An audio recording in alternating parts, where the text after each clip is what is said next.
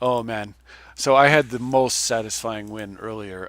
First of all, as far as the deck list goes, I've taken out Wood Elf and Sylvan Ranger, the two elves that search for lands. One puts the 2 mana, puts it into your hand, and the 3 mana guy puts it into play.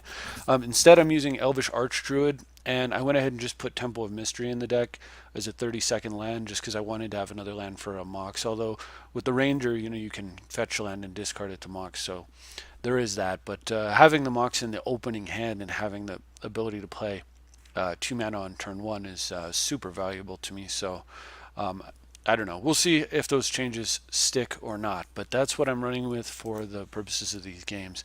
And then, so I want to run through the. What I'm going to do is I'm going to run through the game that made me uh, record this, and I'm going to do that first, so that if you don't have time, at least check this game out. Hopefully, you'll be enjoy it, and then I'll go ahead and just run through the other games that I played as well.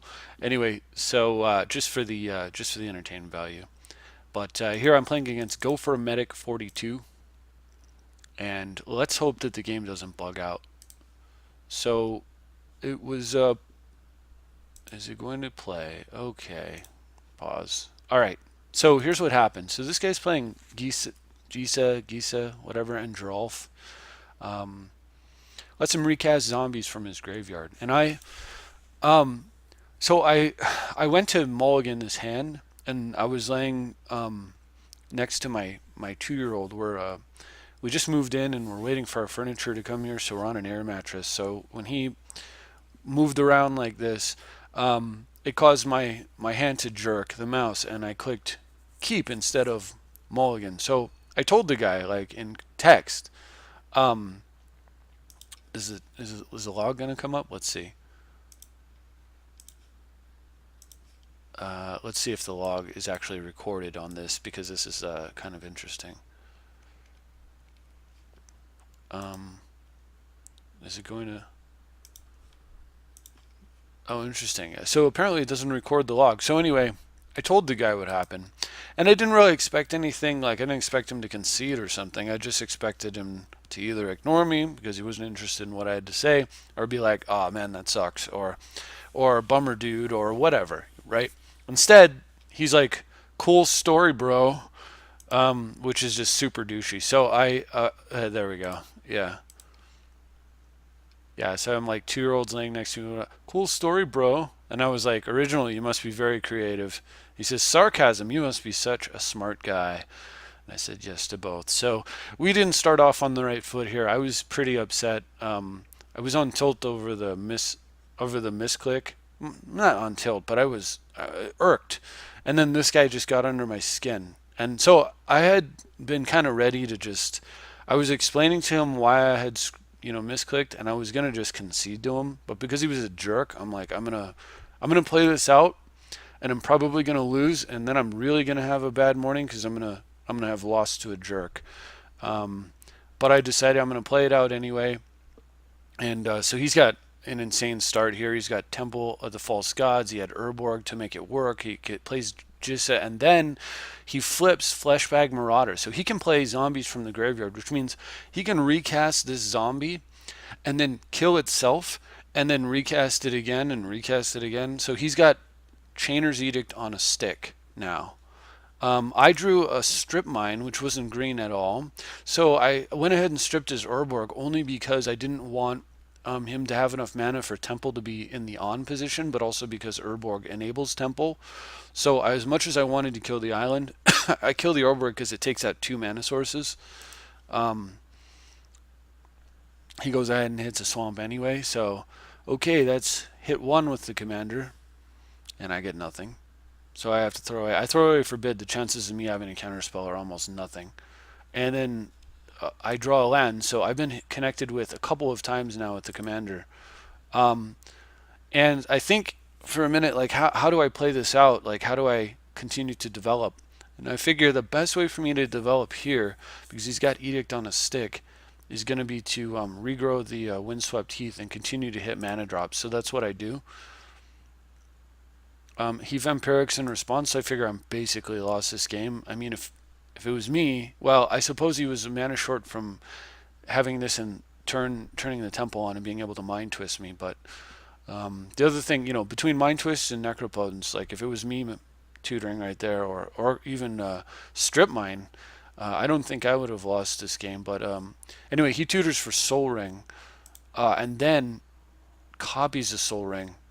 So with a Phyrexian Metamorph, so he's got like an insane mana advantage. Although at least the temple's still not working. So that gamble with the strip mine's been paying off pretty well. I draw the remand and go ahead and play a bird. So here's my thinking is I don't know what he's going to do next turn, but it's probably going to take a lot of mana. So if he goes, if I play the bird here and he wants to play a gigantic spell, I can remand it back to his hand, and then my bird will live. He won't have enough mana for Fleshbag. If he plays the Fleshbag Marauder, then it reduces him to only 4 mana next turn only. But it means that he might play the Fleshbag Marauder and then another spell immediately afterwards, which I can remand. And if the spell he plays is 3 mana, he may not have enough mana to play the spell a second time. So the goal here is I can't.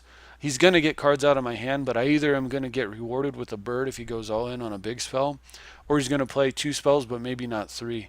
So I need to give him a reason to spend mana on the Fleshbag Marauder. The other thought was I could search for green. And I gave some strong consideration to sacking this for blue-green duel, and then Green Sun Zenith for 1. And trying to get like multiple creatures out, but the problem is he could just recast this twice. From what I can tell, you may cast a zombie creature. Well, he would be able to recast it once, I guess. But even so, like, I don't know, it just didn't feel good to have him start his turn with 7 mana and me not sit on that remand right there. So the remand affected how I decided to play this turn out. So yeah, he plays the predictable Fleshbag Marauder. And I'm taking a lot of beatings from his commander. I'm going to actually die if I don't 16 total damage from his commander. So I can only be hit 2 more times. So if I don't come up with a solution here. So he does nothing else, which maybe it was good to play the bird and just get him to do nothing else. I draw a Wasteland, but I can't afford. So I draw a Wasteland, but I can't afford to waste a temple. So I had a couple choices there. Clearly Tradewind's wrong because he would just play Fleshbag. I could play Boreal Druid though, and then I could have played Green Sun Zenith for some number, perhaps 2. Probably 2, yeah. And then go and fetch my Pro Blue Flyer, my Scrib. And then from there I could, he would Fleshbag and kill the Boreal Druid. But on the next turn I would have a blocker, and then on the next turn I'd be able to cast like Deranged Hermit and then have like a sack bait for the Fleshbag Marauder. But I decided to do something different. I figure that play will keep for a turn. I did have to risk the fact that he may have a big play here, but last turn when I had the 2 mana up, he had all this much mana and he didn't make a giant play with the double Soul Ring. So I'm hoping that means he doesn't have one. I figured if I get opposition down here and I'm lucky, I can top deck into a land, and then suddenly I might be able to turn this game around. Alternately, if I don't, the backup plan is exactly what I mentioned. So I would go Green Sun's Zenith for 2 using the Tropical Island, and then pick up the island and put it back down, and cast Boreal Druid, and then hope that saved, bought me enough time. But that's 20 damage I've taken with his commander. So he does nothing, and I figure that means he's sitting on a counter spell. Plus I need to draw a land, but there is a land, and I'm thinking about it further, and I realize that I have to play to win. There's no scenario where doing nothing here is a winning play. It's only a not losing play, so I just decide I'm going to go for it.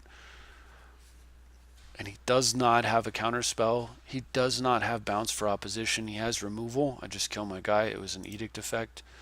And during his upkeep, I go ahead and tap down Island, his commander, and both black sources, hoping that will keep him off of the Fleshbag Marauder. But he does draw a land here, so now his temple's on as well, but he hasn't done anything with a ton of colorless, so I draw a copy artifact, which is great. It's gonna help. It's gonna help my next couple of turns. So I go ahead and copy the Soul Ring, and then from there I'm able to play Green Sun Zenith for 3, and I Zenith for 3 here so that I can go get Witness and pick up Strip Mine and take out his blue. So this way, during his upkeep, before I've tapped his island, he won't have the ability to do something like cast Cyclonic Rift and then just win, right? Because these tokens would all die.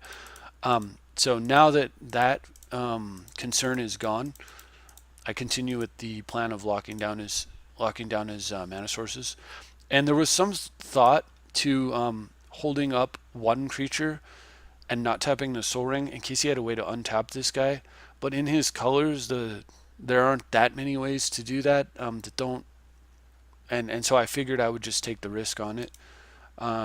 It's more calculated risk than anything. So next turn I draw Garrick, so I'm able to cast Garrick, Tradewind Rider. So we're almost there. We've almost completed the lock, as in there is no chance for recovery. So I'll go ahead and just tap down his mana sources. And the other nice thing about having made the Strip Mine play earlier was it shut off the temple as well. He has nothing, and I'm able to get Jiraga, Boreal Druid. Now I've got so much mana, I go ahead and activate. Using these two guys, I go ahead and activate and bounce his commander. Now I don't have to worry about that fear of him suddenly getting haste. Garrick makes even more guys, and I'm gonna have so many creatures. I go ahead and just clamp right here. I should have tapped one of the squirrels and then clamped the squirrels and kept the guy that produces mana and who is an elf. But at this point, I felt like I was so far ahead. It was going to be okay. And at the very end, he says to me, should I say good game to you or your wallet? Anyways, I've got better things to do than lose games to people with super tuned decks in the just for fun commander room. And I say to him, cool story, bro. And he says, I bet that felt really good for you, see ya. And you know what? He was absolutely right. It felt amazing. I shouldn't have won that game. He shouldn't have been a jerk. And having the opportunity to throw it back in his face was extremely satisfying. So I hope you enjoyed that. I will go ahead and make probably a second video.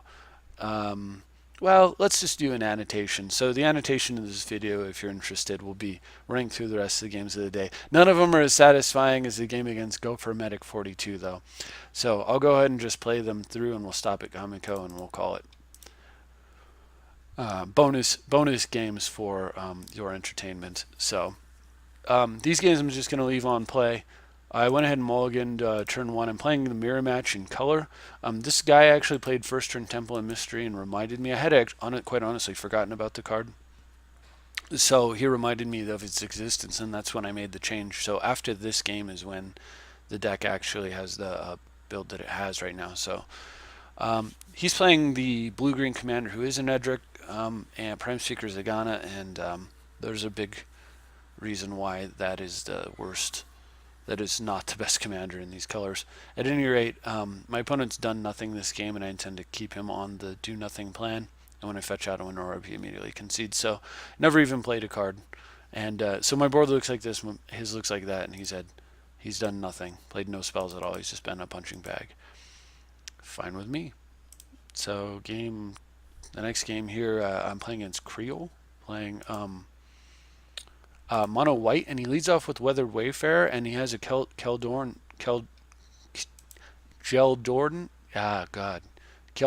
Outpost.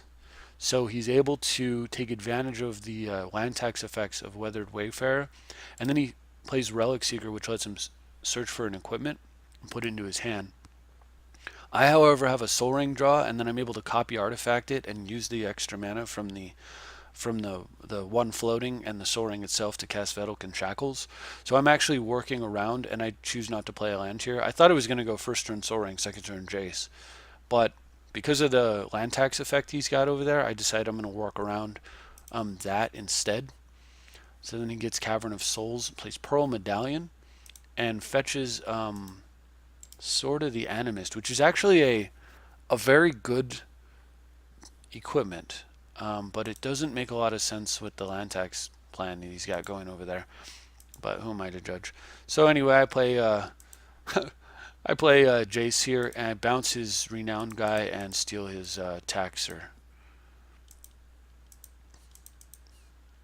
He just replays the Relic Seeker and gets the equipment down that he searched for. I go ahead and just let go of Relic Seeker or Weathered Wayfarer because it's not super useful to me. I was gonna take the Relic Seeker, but then I draw Gilded Drake and I have a Jason play, so I go ahead and play Guy's Cradle. Gilded Drake. I'm about to bounce the Gilded Drake back to my hand. And that's it. My opponent gives up. I was so excited. I was like, wow, I get to take the Relic Seeker. Then I get to go get my GT or my other equipment. He doesn't want to sit around for that. So I was going to give him the Gilded Drake, bounce Gilded Drake back to my hand.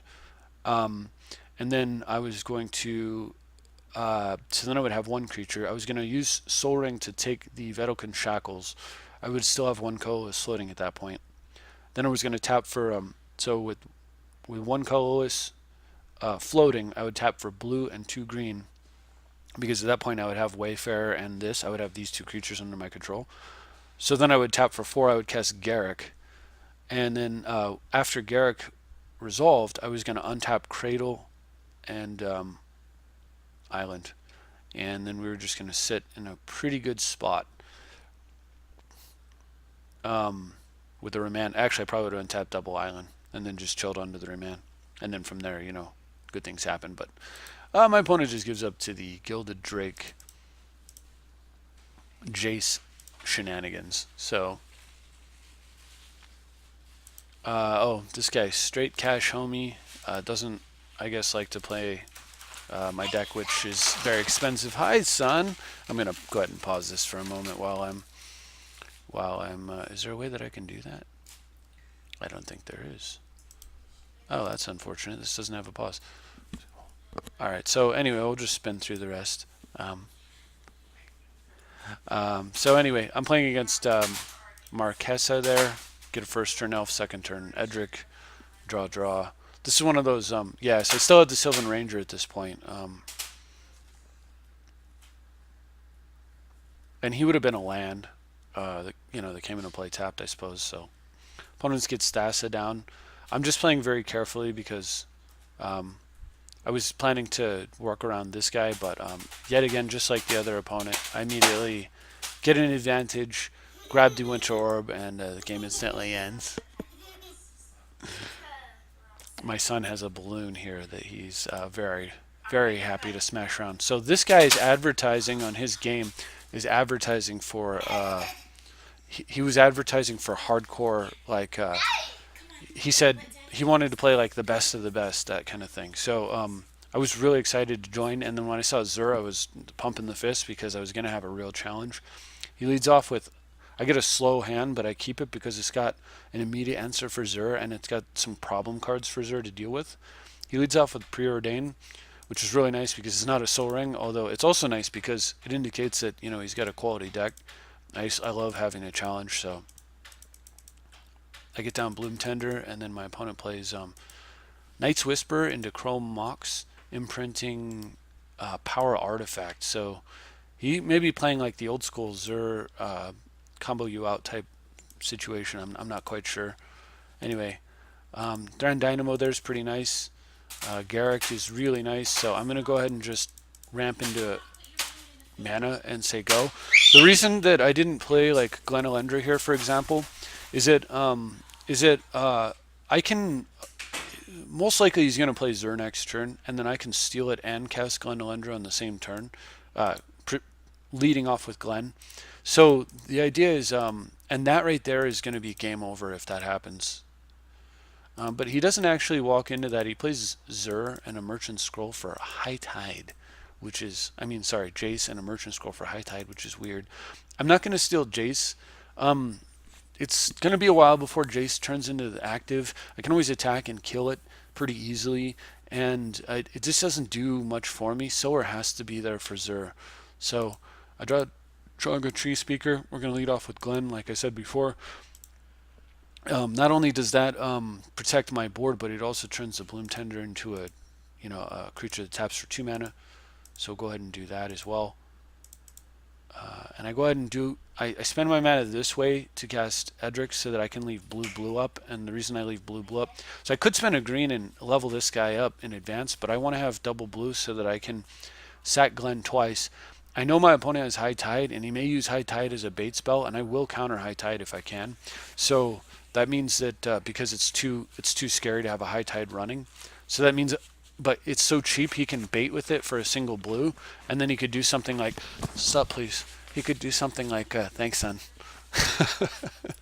He could do something like play a Urborg and cast Necropotent. So I have to be able to double Glenn. So anyway, that's why I made that play. Um, so he plays Thirst for Knowledge to try to draw out a counter spell, and I'm not having it. I don't really care if he thirsts because I'll be able to equal or exceed his card drawing with Edric already. So it's just unimportant to me. Um, he plays Grim, which I give strong consideration to countering just because it enables him to make multiple plays.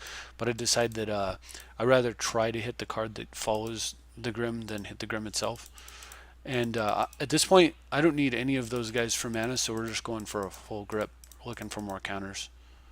And I don't find any, but I do get Shackles, and that's really nice. So we can now Shackles and take that Jace, so he's not going to get to multi-use that thing. And then, because of the way that my hand is, I go ahead and just cast Boreal Druid, a Garrick, and I'm still looking for a counter spell, actually. And I've got the ability to play like more mana sources this turn, so I really would just like to find one, and I do. So this is great. Now I have Glenn plus a counter spell. So I've got creatures covered, I've got counter plus counter effect, and because I still think I might have to use Glen Elendra twice, I go ahead and cast the Mox Diamond here and pitch a Wasteland. I want to waste his scrub really badly, but I can lock him down with endless blue cards. I can lock him down with counter, counter, counter. And then with Jace here on my side, I'm going to eventually be able to start. I have the potential to be digging and getting rid of this Chrome Mox and just. So I'm really going to dig deep and find a lot of counters and just keep them on lock. So I don't really, even though Wasteland like is insane right here, it makes more sense to me to just play the Mox Diamond and sit on 2 activations of Glen plus a counter spell. And then having thought about that, like 2 activations of Glen plus a counter spell, it's a little bit.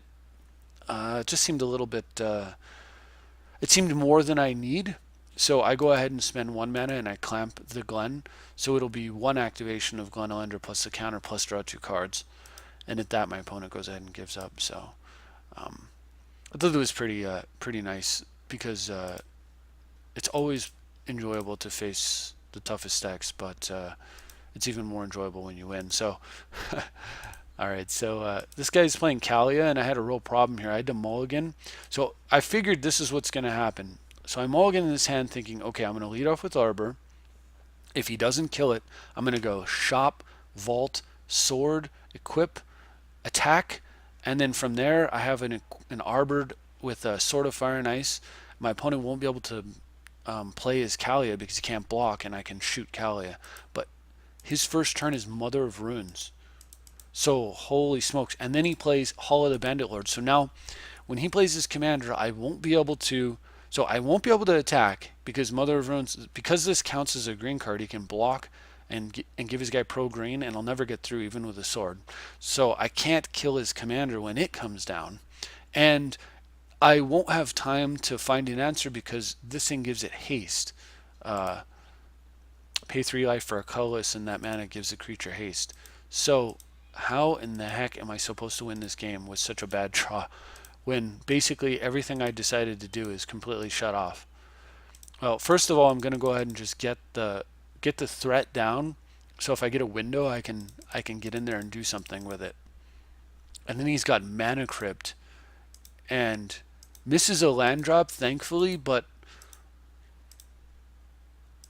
I draw a Mana Leak. So I'm going to be able to stall here. 1, 2, 3, 4, 5, 6 if he plays a land. So that means he'll be 1 mana short of being able to cast Kalia and pay the Mana Leak mana next turn. So I just have to hope that nothing crazy happens here. And he doesn't hit. Oh, he plays Chromatic Lantern. So because I know how much he needs the mana and everything, I was really thinking about, okay, well I could leak the lantern. He missed a land drop last turn. It'll make it really hard for him to cast Kali a second time. He's actually short on the color he needs here, but of course any land will do it because because of the dual nature of the color of his lands. Um, but then I realized that letting Chromatic Lantern hit the table actually makes Cryptic. It puts Cryptic within my reach of being castable. And because he does nothing else that turn, and I'm able to go ahead and just copy his lantern, I now have blue, blue, blue, and 3. Well, 2 of which would be wasted, but I now actually could cast Cryptic Command right here if I have to. So, again, he's on 6 mana, and I'm really hoping he doesn't play his 7th. And he does not. So, I'm going to just Mana Leak Kalia. And I'm doing that because and I top deck like a champ, Gilded Lotus. So with Lotus, I'm able to. So I had a different plan in mind, but because I draw the Lotus here, I'm able to. I go ahead and spend the mana from that, and then use the mana vault to pay the rest. And you want to be really careful how you do that in Magic Online, by the way, or else it'll take the mana from the vault first, and you'll be sitting there with Workshop mana, unable to cast. Like, say I have 1 floating, it would have been one floating of Workshop mana, and I wouldn't be able to do what I'm about to do here, which is cast Edric. So I go ahead and cast Edric and stick a sword on him, and if you notice, I actually have Cryptic Command. So the reason I did that with Kalia is I wanted him to replay it this turn. I just wanted to stall. I wanted nothing to happen. I didn't realize this turn was going to be as good as it was because I didn't know I was going to go Lotus, but it all would have worked out anyway. So he plays Temple of Mystery or Temple of Triumph, goes for his commander, and counter target spell, tap all creatures your opponent controls. Scoop phase. So what's going to happen is Kalia gets countered, now costs 8. Mother of Runes gets tapped. I attack with Edric and Dryad Arbor. I draw for the turn, then I attack with Edric and the Arbor. I draw a second, a third card, a fourth card off the sword, kill his Mother of Runes, and as it turns out, one of those 4 cards I checked was a Wasteland to kill this stupid thing, which would mean that I don't have to worry about Hasted Kalias anymore. And then once that's addressed, he can never play his commander because of the sword. And but even without that, it was going to be, it was 8 mana for him to play his commander next, and he would have had to get through permission and 4 cards. Who knows what's in there, other than the fact that I looked for the Wasteland. So it was a pretty reasonable scoop for him, but it was kind of an amazing situation because the Mother of Runes really had my number there, and that was pretty horrible. But I had just a series of perfect draws, and the fact that this deck is running stuff like Gilded Lotus and all the big mana made a big difference for me in that game. So here I've got a game against Tevza, and I've got another Workshop draw, so it's fantastic. Alright, so we're just going to charge Coalition Relic, of course. And then I was hoping, now any artifact I draw is fantastic, but even if I don't draw one, I mean, this is a great start to a game. So I was thinking about playing Edric here, but I go ahead and just play the Tradewin, and the reason is, so I play the Tradewin here, and I've got Bloom Tender with Remand. Next turn, Tradewin won't be summoning sick, and then I can cast Edric, and I can keep him locked down. But he goes ahead and he had this tap land here that was so juicy to be bouncing, but he gets Ancient Tomb, so he's got a lot more mana than I'm comfortable with. Fortunately, he doesn't even give me a target to remand. I draw Freyalise, and I get a little greedy here, but I figure, whatever. I'm just going to go for it anyway.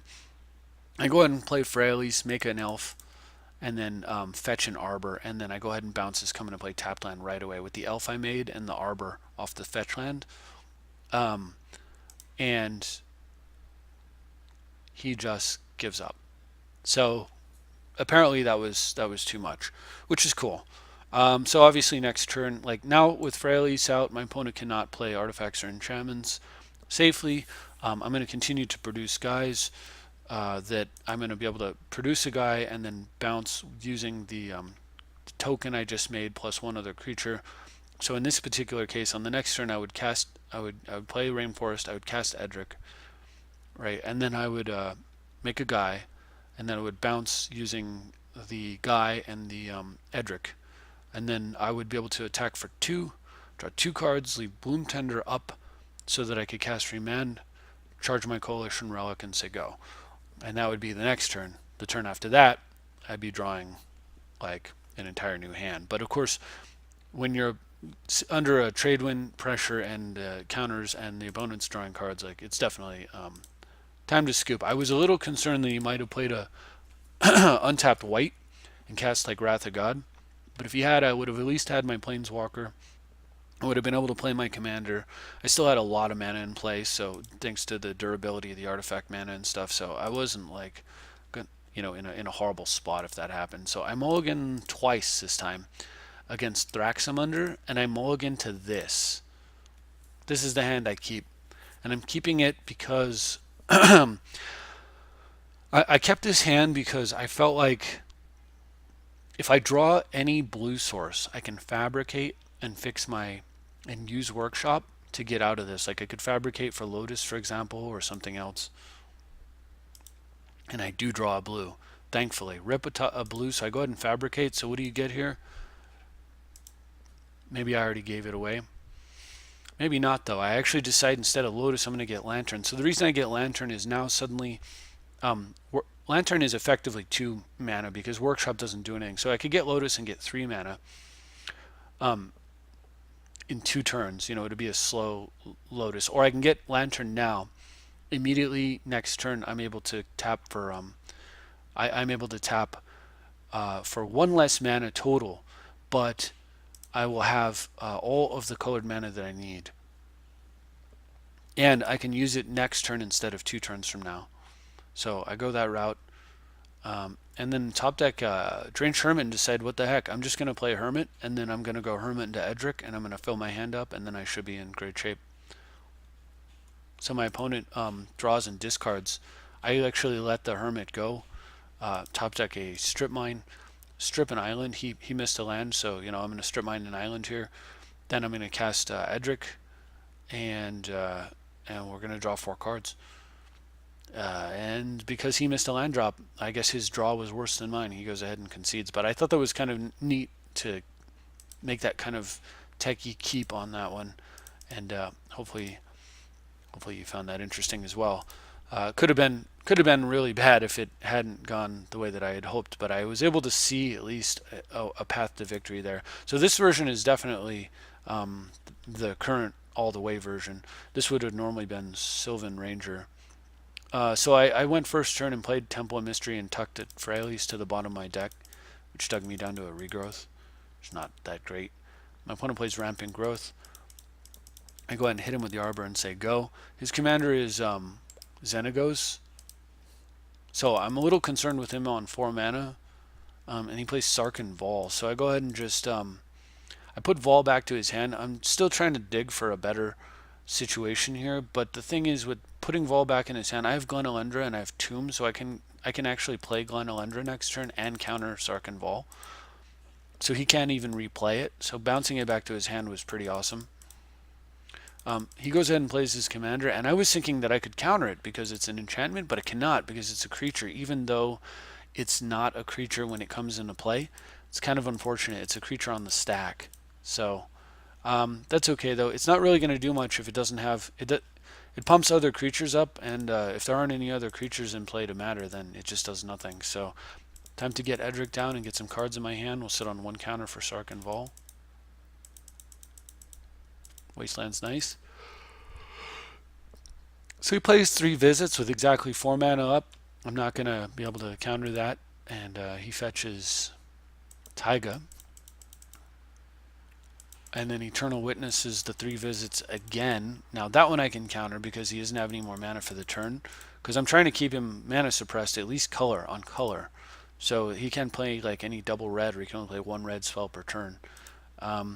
I cannot, unfortunately, attack on the ground, but I do get to hit him with Glen. He chose wisely, in fact, to pump his guy but not attack, because then I would have been able to get a lot more cards from him. So I go ahead and just cast Worn Power Stone here. continuing to develop.